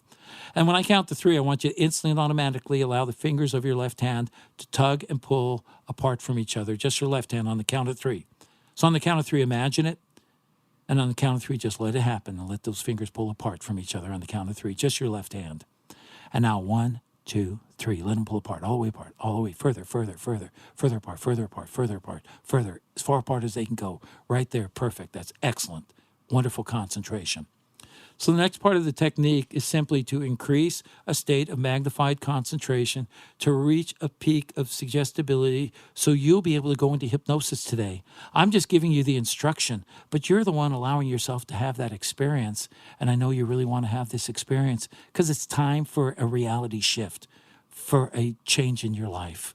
So when I count to 3 and I reach 3 and I say the word focus, I want you to slowly let that left hand pull onto your face, only when I count to 3 and I say the word focus. And when the hand touches your face, I want you to let that hand rest and relax on your face. When I count to 3 and I say the word focus, you can even imagine that there's a powerful magnet in the palm of that hand, a powerful magnet on your face and forehead. And when 2 magnets face in the right direction, magnetically, they pull together. So when I count to 3 and I say focus, I want you to slowly let your left hand pull in towards your face or forehead. And when it touches your face or forehead, I want you to let it rest on your face or forehead. On the count of 3, I want you just to slowly let that hand pull in towards your face, slowly. 1, 2, 3, focus, slowly let it come in. And when it touches your face, let it rest on your face and forehead. Good, that's perfect, excellent, wonderful concentration.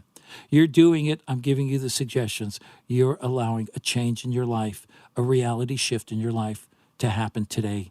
And it's going to happen because there's no one going to stand in the way, including your old self. So as your hand is touching your face, when I count from 3 down to 0, keep your hand where it is on your face. But as I count from 3 down to 0, I want you to slowly let your head drop down, like dropping forward. But I want you to leave your hand where it is, right on your face. And now 3, leave your hand where it is on your face. Slowly let your head drop down. 2, leave your hand where it is on your face. Head getting heavier. Hand still on your face. Leave your hand on your face. 1, head dropping down. Leave your hand right on your face. Good, that's perfect. So we've broke through any conscious resistance just now. And that's perfect. You are ready to access your subconscious mind. You're ready to put in a new, wonderful, powerful program in your life that no other human being, including your old self, will ever be able to take away, because this is a goal that you are going to achieve, and you really know that it's going to happen today. So when I count from 3 down to 0 and I reach 0, and I say the word go, I want you then to keep your eyes closed, keep your head down just like that. But then I want you to instantly let your hand drop onto your lap. Not yet. When I count from 3 down to 0 and I reach 0 and I say the word go, I want you to instantly let your hand drop onto your lap, to keep your eyelids closed, to keep your head down the way it is. And I want you to access your subconscious biocomputer so that you can work with me to reprogram an old behavior, an old habit, an old mindset out of your life and to install a very new, positive, really thrilling, exciting mindset. So when I count from 3 down to 0 and I reach 0 and I say the word go, your hand will drop down, your body will relax. You go into hypnosis. 3, 2, 1, 0, go. Hand dropping. Now let your entire body relax with your eyes closed. And I want you to think to yourself silently, I give myself permission to gently relax the muscles on top of my head and allow this relaxation to move into my eyelids, relaxing the muscles in my face and cheeks and jaw. So simply allow this relaxation now with your eyes closed now. Allow yourself to relax gently the muscles on top of your head. Whatever it feels like 100 little fingers gently massaging the muscles down the sides of your face, cheeks, and jaw. Maybe on one of your exhales, you'll even let your mouth drop open just a little bit, Monica, to relax the muscles in your mouth. Just a little bit more relaxed. Letting go, letting yourself go into the most receptive, beautiful, wonderful state of suggestibility to empower you to have a new life change. And I wanted you to take this relaxation as though every muscle, nerve, fiber, and tissue in your body is becoming loose and limp and relaxed, just as though yesterday's gone and tomorrow's 1,000 miles away. And all that matters is yourself just letting go and creating a life change in your life that truly is so meaningful and important and so real for you to have right now.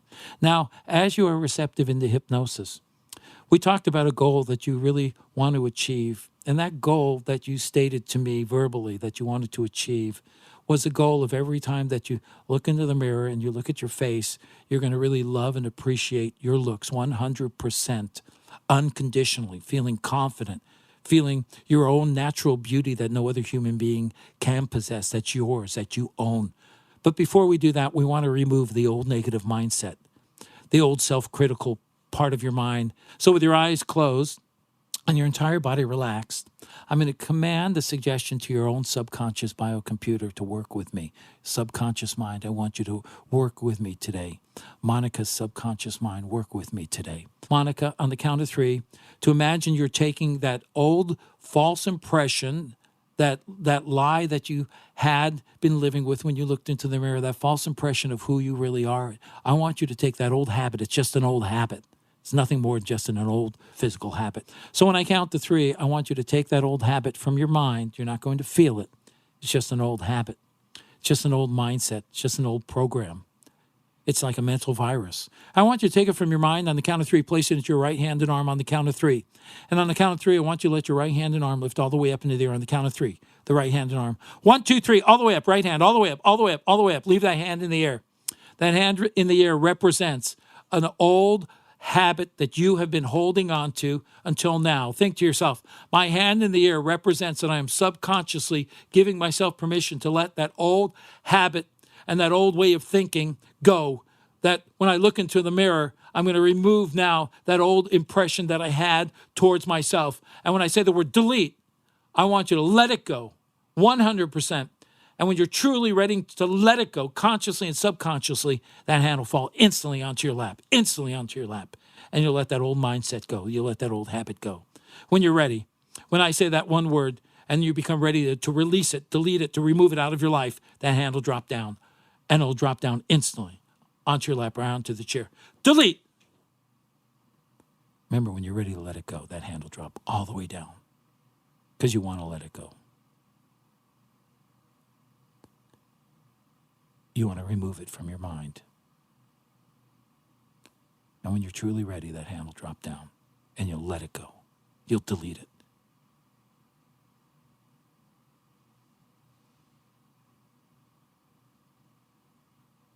You know, it's all right to let go of that self-criticism once and for all.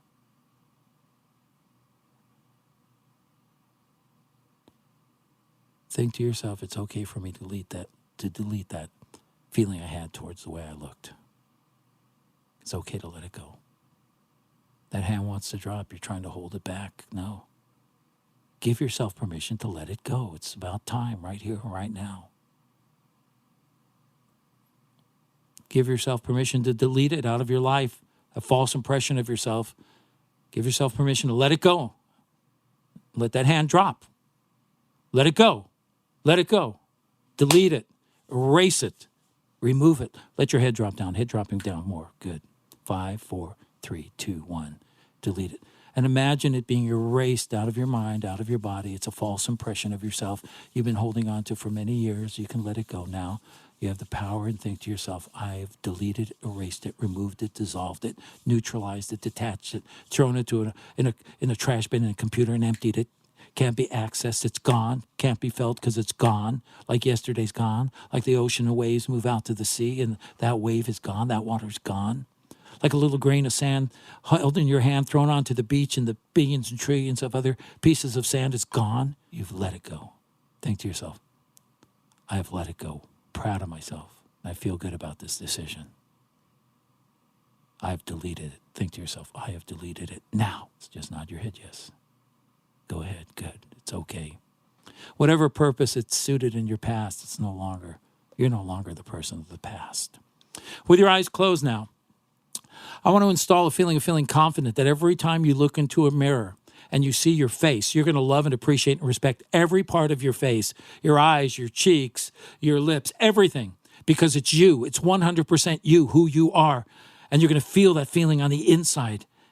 And it's going to increase your confidence because you realize that your true beauty, no other human being in the whole world can ever have or possess, because it's something you own. And I want you to think that I own my ability of knowing and loving my natural beauty. With your eyes closed, when I count to 3 and I say the word confident, I want you to slowly let your other hand lift into the air, the left hand. Each time I say that one word, slowly let that left hand lift into the air. When I count to 3 and I say that one word, I already told you the word. I don't need to repeat it. But when I count to 3 and I say that one word, slowly let your left hand lift into the air till that left hand goes all the way up into the air. 1, 2, 3. Confident. Let that left hand go higher. Confident, confident. All the way up, all the way up, all the way up. Make a fist with that hand right now. Stiffen the muscles in the hand and arm. Real tight, real strong, real powerful confidence that no other human being could ever take away from you ever again. In a moment, when I come up to you and I give a little pull on your hand and I say the word install, the hand will drop down, your body will relax, and this new mindset will become part of your life, part of your present, part of your future, and part of your life forever. Now, install, hand dropping, let it go. Okay. Install it in your subconscious right now. When I count up to 5 and I reach 5, and I say the word confident, you're going to open your eyes, feeling great. But I'm going to give you a post-hypnotic suggestion. Every time that you look into the mirror and you see yourself, that looking back at you, your true reflection of yourself, you're going to know from your heart to your soul to your spirit that you are beautiful, and that every part of your face is just so amazing, so truly amazing, that you'll be thankful now about the way you look and the way you feel, because the way you feel is confident. No other human being, no matter who they are, can take away that confidence. They reinforce that feeling. I love and respect myself. I love my face. I love, when I look in the mirror, the fact that I now own and possess the most beautiful belief system that I have about how I look. With your eyes closed, just breathing and feeling good about this. Just feeling good, feeling positive, feeling happy, feeling confident. Let a little smile start to grow on your face with your eyes closed. Don't hold it back. Let that smile start to grow. Let that smile start to grow just a little bit more. Good. Every time you smile, you realize that now you have made this wonderful life change. And every time you look in the mirror and you see your face and see who you are, you're going to say, man, thank you for everything that I own and possess. And I feel beautiful. That smile growing a little more. Try to hold it and grows. It's going to grow back a little more. That smile's growing a little bit more. And when I count up to 5 and I say the words, feeling fantastic, you'll open your eyes and there is a new life change, and your energy will come back, and you'll have this wonderful, beautiful glow about you, this aura, this energy, this dynamic, charismatic energy. 1, 2, 3, 4, 5, feeling fantastic. Eyes open. Nice. And here comes the brainwaves back. Nice. Oh, They were gone. They were gone. They were gone. That's beautiful. Monica, they were now look gone. at the difference. You see the difference? Oh my! You see that? God. Yeah. Wow, what a great process. Oh, that was great. Monica, look at that screen. I'm telling you, it was all blue. It was flat blue. With The other thing I found interesting is part of you was holding on to letting it go. Part of you, I don't know if it's that you didn't think you deserved to let it go, or that it was so ingrained inside you, but part of you was kind of resisting to accept the new life change. can I compare this to something that you'll understand implicitly? Okay. Is the 7-step prayer. So, God, take all my defects of character, Yes. right? Remove all my defects of character. Yes. I said that prayer for years, but admitting to myself, there are some character defects I actually don't want removed, or I'm afraid to have removed. Right. So I'm not really asking sincerely for the removal of them. Right. Some I am. I can feel the ones I want to go away. Right. And there are other ones I just think, I don't know, that's too much of me. And I would imagine, like me, I've built this entire identity around I'm not this thing, so I'm this thing. And that thing has yielded me so much positive results that I'd be really afraid to let go of that thing. And think about it. if it's truly gone, which I believe it is, this opens up a lot more opportunity and excitement in your life, because part of it has restricted a little bit your journey because it affected your self-worth. Remember, I said it affected. That's in the past. Yeah. Do you feel like you remember all the? I do. I do. I feel Okay. like I remember it really clearly. Okay. Weirdly, the letting go felt harder and maybe like, I don't know if I did that properly versus the other part, versus the adding. The adding, I could feel that a little more viscerally. The installation, Right. felt, As opposed to the delete. The deleting, I don't. You're nervous. I'm nervous that I just let my hand drop eventually because I was like, it's been up for a while. Right. And whether you let your hand drop or it drop down by itself really doesn't mean anything. Right. It's just part of the mechanics of the process. Yeah. But to see that it's something, and for some reason, I'm not sure what it is because I don't know you, but a part of you has been holding on to this thing so dearly. Yeah. Almost like holding on to a life preserver in the ocean for some reason. But yet it's been detrimental in your true life, in every aspect of your life. You know, and I don't know if it's guilt that, how can I let it go so quickly? Or is it something that I need for protection or what? Yeah. But whatever it was, doesn't matter. See, I think it's this. God dealt me lemons, but I've made lemonade out of it. There you go. And if I'm agreeing to let go of the lemons, I'll no longer have the lemonade. So there's all this part that we like because we've built this whole. And we've become comfortable in it, uncomfortably comfortable. And you have the ability when you go home or wherever to look in that mirror and see a different impression of yourself. Because I did have a thought at one point where I was like, oh, I probably look kind of stupid with my jaw like this. But then I thought, I don't care. You didn't But I care. had the thought Yeah.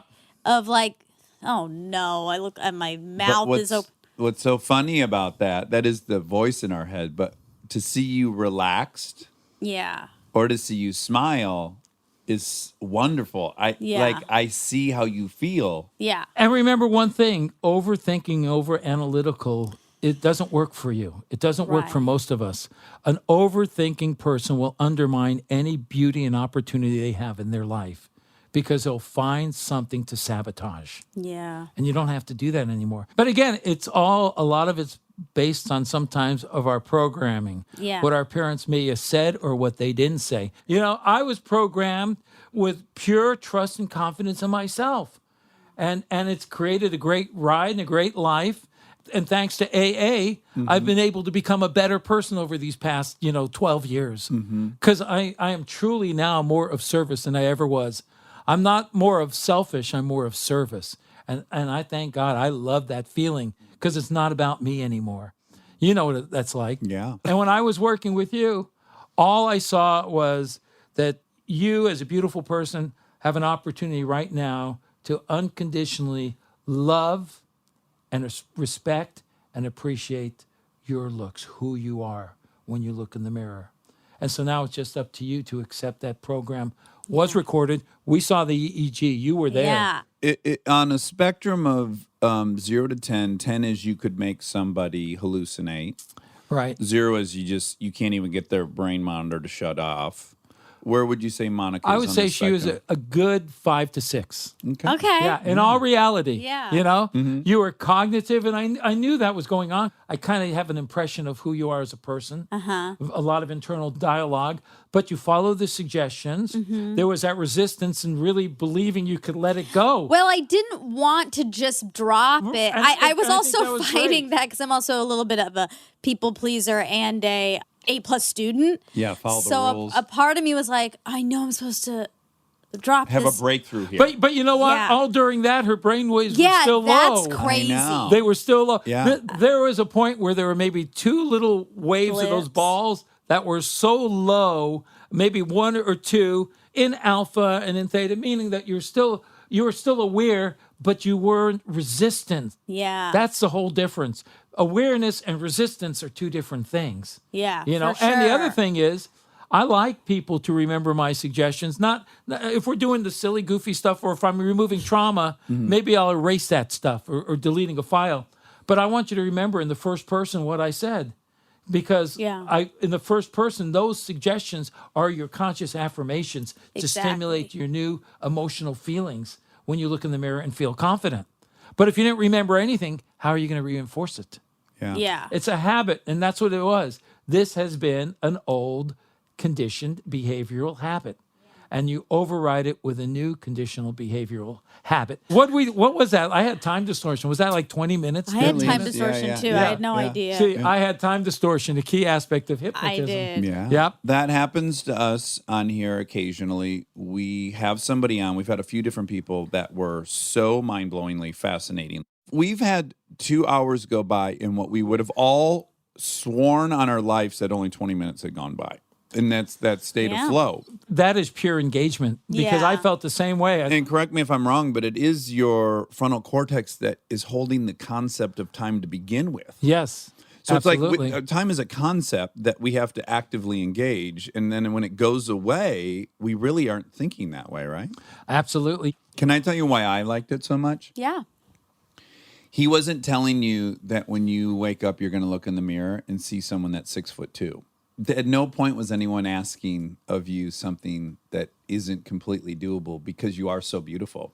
Like I was watching it going, I believe this because it's not a big ask. It feels like a big ask to you, but it's not a big ask. And you probably could have. I mean, that would be adjacent to, one of these other sillier ones of looking in the mirror and seeing someone 6'2".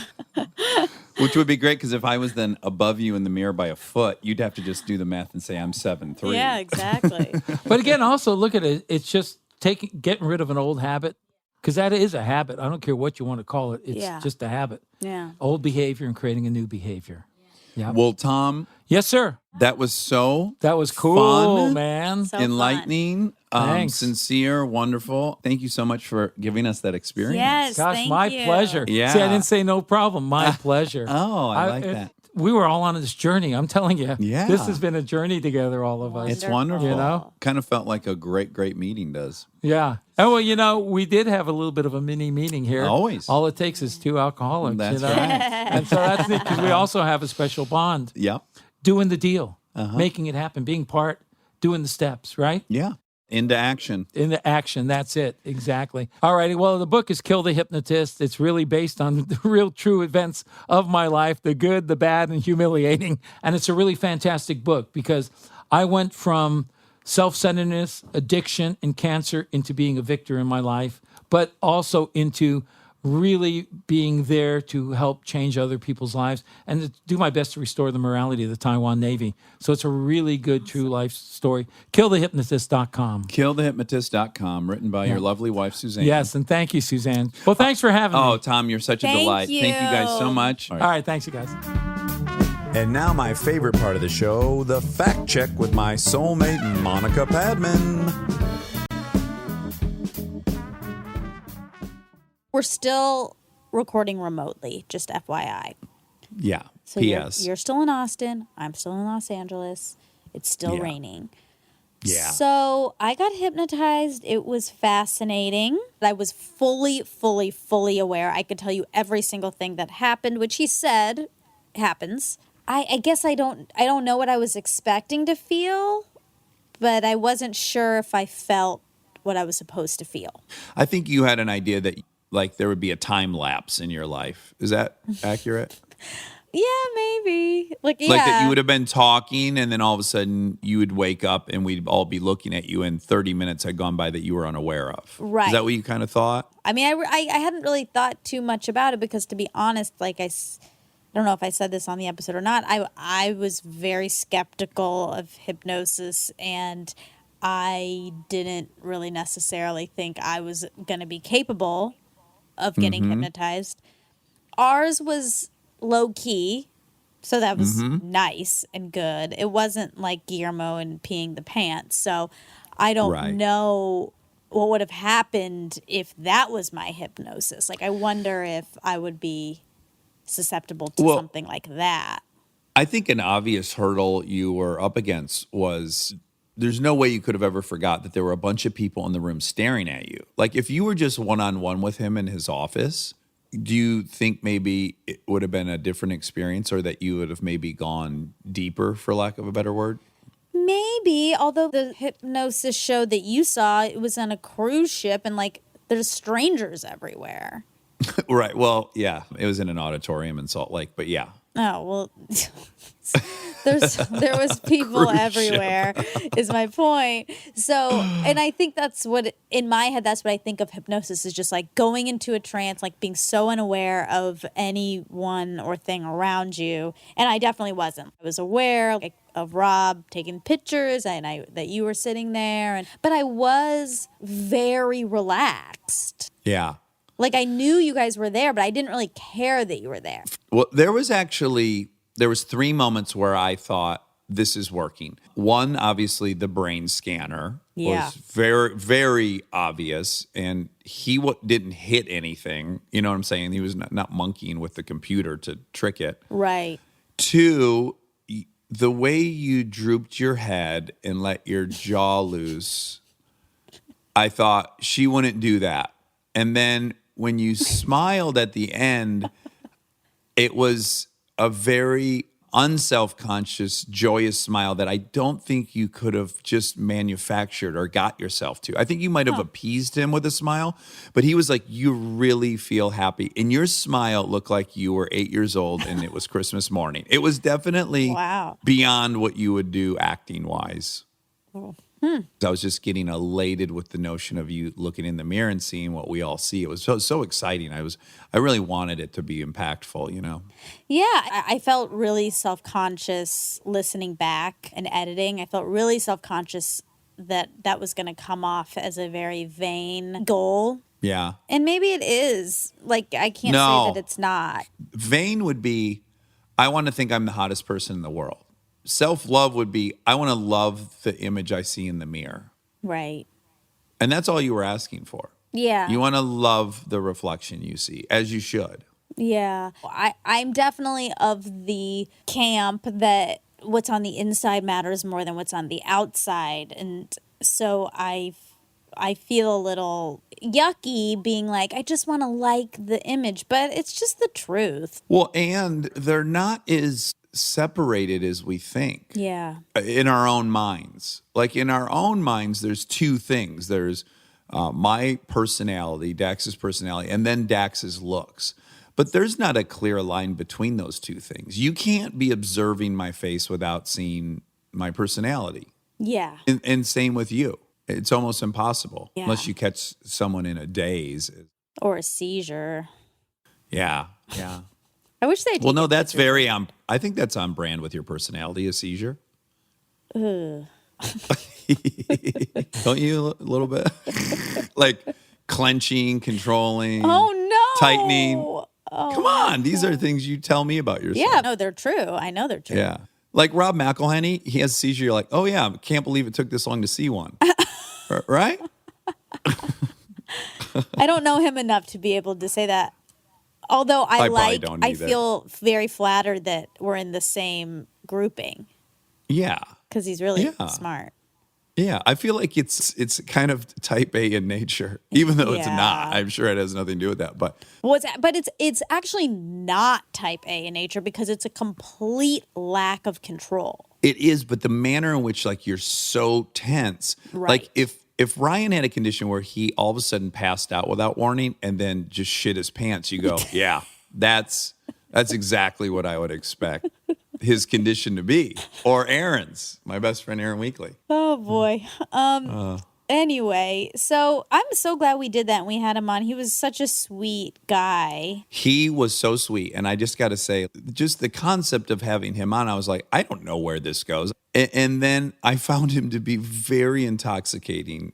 I just could see the pureness of his beliefs. Yes. Whether it worked or not, or you were hypnotized or not. The fact that guy, he was just saying the things that like you would pray your voice in your head said to you. And he knew the perfect things to say. Yes. And I don't know if that's a common thing people ask him to hypnotize them for, but it seemed like he had done that a million times because he knew exactly. Like he didn't say, I want you to see that you're hotter than Christy Brinkley. It was like, I want you to see that you're the only person that looks this way. How special. Regardless of whether it worked or not, which I will get into that because I'm sure people are wondering if it worked when I looked in the mirror 5 minutes later. Oh, yeah. If it was like a beautiful mantra, regardless. Yeah. So we don't have a mirror in the attic. Yeah. So I didn't really get to look, but I did do a Marco Polo maybe like 10 minutes after, in which case you're pretty much staring at your face. And I did not feel like, oh my God, I like this. But I also did not feel negative feelings when I looked at myself on Marco Polo, which I do often. Oh, yeah. As soon as I fire that thing up, I'm like, Jesus Christ, what is the angle that will work here? I know. What is the lighting source I need? Because this is all wrong. I know. That's how I feel. But I didn't feel it. And I don't think I've really felt much of that at all since I've been hypnotized. Again, I'm not looking in the mirror and thinking, oh my gosh, I look beautiful. I don't feel that. But the negativity, I feel like, has dissipated, if not gone away. I also have to imagine that normally you'd go to him 3 or 4 times. I think you should keep going to him. I would like to. I liked him so much. So he said that Thomas Edison came up with a lot of his ideas at the beginning of sleep. First few hours are called precognitive sleep. So I couldn't find really much on precognitive sleep. There is a thing called precognitive dreams. Those are dreams that appear to predict the future through a sixth sense. So an example would be, it's precognition. So an example would be, Mary had a dream that she's pregnant and then 3 weeks later discovers she's pregnant in real life. It's not really a psychic dream because Mary had access to plenty of unconscious insight. Her body gave her some subtle signals and she knew she'd been trying to conceive. We all have intuitive dreams like this. They express our innermost hopes and fears based on unconscious information that we may or may not be repressing. See, I was interpreting precognitive sleep as being that tiny little margin between being aware and then actually dreaming. Yes, that is what he said it was. And I have experienced that many times where I'm not lucid and I'm not dreaming and I'll get an idea for a project and then I kind of have to shake myself awake to write it down. Totally. Yeah, there is this moment. I was kind of looking for the exact name for that and I couldn't find it. There is something called hypnagogia. Okay. Also referred to as hypnagogic or gogic hallucinations. It's the experience of the transitional state from wakefulness to sleep. Mental phenomena that may occur during this threshold consciousness phase include hallucinations, lucid thought, lucid dreaming, and sleep paralysis. Okay, Yeah. so he mentioned somnambulism, which I was looking up. Couldn't find much information on that. But there was somnambulism that is sleepwalking. That's another word for sleepwalking. Okay, Yeah. great. You had that. You had somnambulism. Yeah, as a child, but to my knowledge, not as an adult. Although I have told you I have done some weird things in my sleep. Or like one time I woke up because I heard Carrie yelling, "Put me down! Put me down! Wake up! Put me down!" And I opened my eyes and I was holding Carrie like by the rib cage. I was laying on my back. My arms were straight out, and she was completely in the air. I was holding her like a newborn baby, but on my back, and she was just in the air. And I just picked her up in my sleep and was holding her with stiff arms. Oh my God, that's terrifying. Yeah, the other thing I did to her too was she was sleeping and she woke up and she was being rotated. I woke up and I rotated her 180 degrees so her head was at the bottom of the bed and her feet were at the pillow. Wow. That's crazy. But Bree or Kristen have not said anything like that. I have, I think, punched Kristen in my sleep. Not hard. Yeah, not hard, but she's gotten walloped a couple times in my sleep. Well, that's just like you're flailing a little bit and you got Yeah, exactly. Yeah. Exactly. I mean, I think if I was having a dream where I was fist fighting a guy at a bar and I gave Kristen my hardest right in the middle of the night, she would have definitely had a big black eye or a broken nose. So none of that has happened. dangerous sleeping next to you. It's a wild ride, Mr. Toad. Okay, so Dr. Mesmer, father of hypnosis, he said that was around 1775. So he lived 1734 to 1815. Look at that, 80 years in the 1700s. This is the big misnomer about ages. I got to get on my high horse about it. Okay. It's so misleading. We think that everyone died at 40 in the 1700s. And just again, those mortality rates are so impacted by infant mortality rates. So it really drops the whole number. You look at any of these scientists we all know of and love, like Newton and all these people, Galileo, they all lived a very long time. And now here we got the father of hypnosis putting out 80 years. I just want to point that out. Yeah. He was a German doctor with an interest in astronomy. He theorized the existence of a natural energy transference occurring between all animated and inanimate objects. This he called animal magnetism, sometimes later referred to as mesmerism. Mesmer's theory attracted a wide following between about 1780 and 1850 and continued to have some influence until the end of the 19th century. In 1843, the Scottish Dr. James Braid proposed the term hypnosis for a technique derived from animal magnetism. Today, the word mesmerism generally functions as a synonym of hypnosis.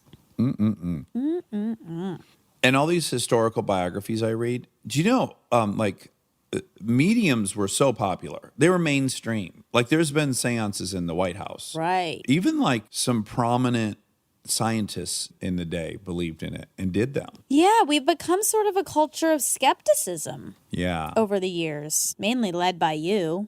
Yeah, I think so. Okay, so is the frontal cortex holding the concept of time? The diverse brain regions associated with the sense of time.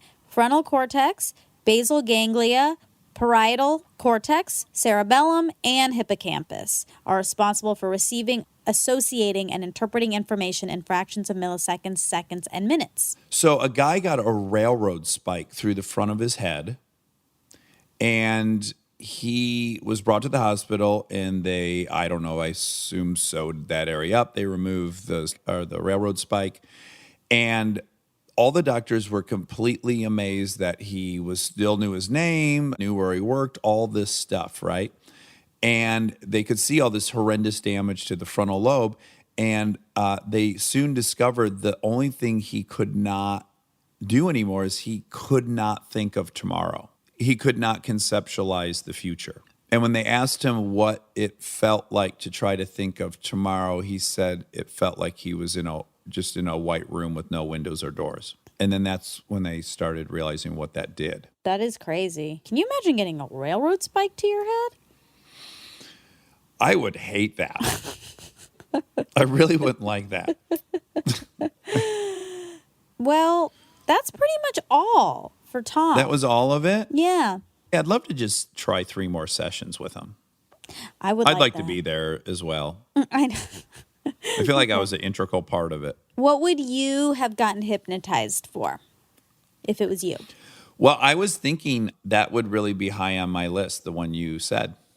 Well, that's what I'm hoping, is that even though it sounded and maybe is vain to an extent, because you said that, and then we had a guest on later that night, and we were recording with him, and before we were just talking, and we were talking about the hypnosis, and he said, oh, I want that. And I was like, oh, maybe it's more universal. Hopefully a lot of people, not hopefully a lot of people feel like they don't like the image, but hopefully a lot of people can take something from that. Yeah. Oh, I think so. And then the other thing, funny enough, because I suggested one thing to you, right? Which was let go of worry. And that, again, is something I would wish for myself.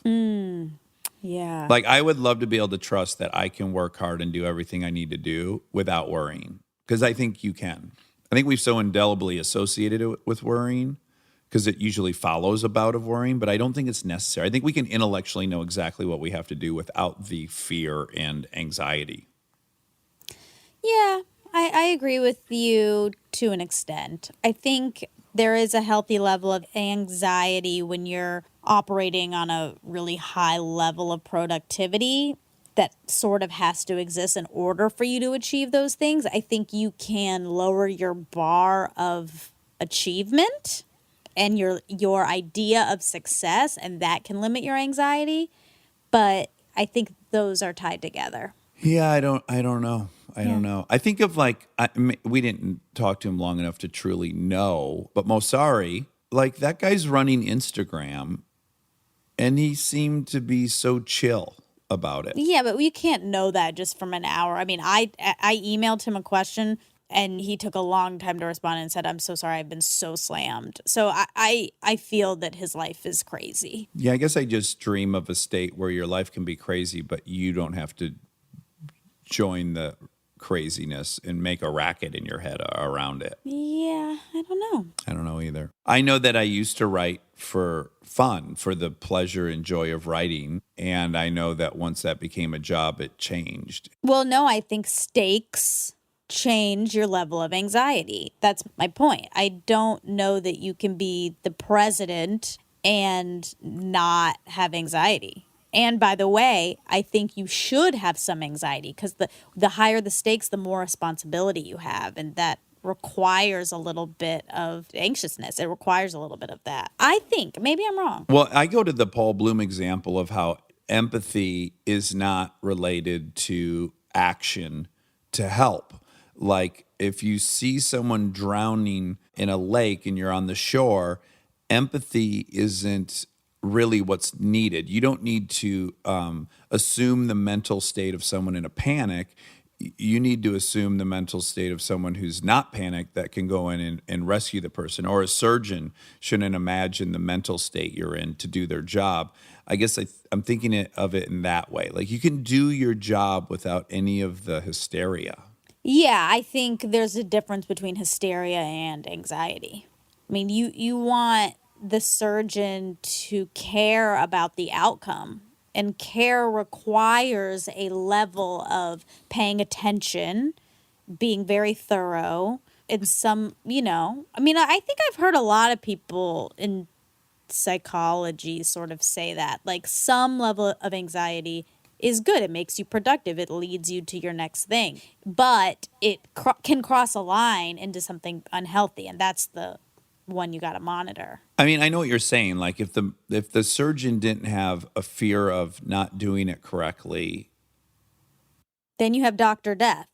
But someone could be a good surgeon because they love that they can get in there and fix it. Like they could just be working from a place of like, oh yeah, I get to do this and I'm good at it and I'm going to do it. Like that's also possible. No? I don't think that means they don't have anxiety. I think you think anxiety is antithetical to joy, and I don't. Oh, okay. Yeah, I don't think being anxious is joyful. I mean, I think it can cross a line, but I think anxiety before a show is not a bad thing. It can lead you to being on in a way that if you don't have anxiety, you aren't on, and then you have a great show and you feel good after. It can lead to good things, I guess is what I'm saying. Right, but when I would have like a normal Sunday show at the Groundlings, I would have a couple sketches that were replaying from last week, or maybe they've been running for 6 weeks, and then I would invariably have 2 new sketches, right? I would have anxiety about the 2 new sketches, and then I would be absolutely excited to get out there and do the 2 from last week because I already knew they worked. But right, that's exactly right. The stakes were lower. But I was just as funny in all 4 sketches. Like my funniness or my ability to do my job didn't change. It's just one I enjoyed immensely, and the other one was accompanied by fear and anxiety. And if given the choice, I would have loved to have just pretended that every new sketch had ran last week. It would have just been more fun. I didn't need to feel anxiety to be funny in the sketch. But maybe you did.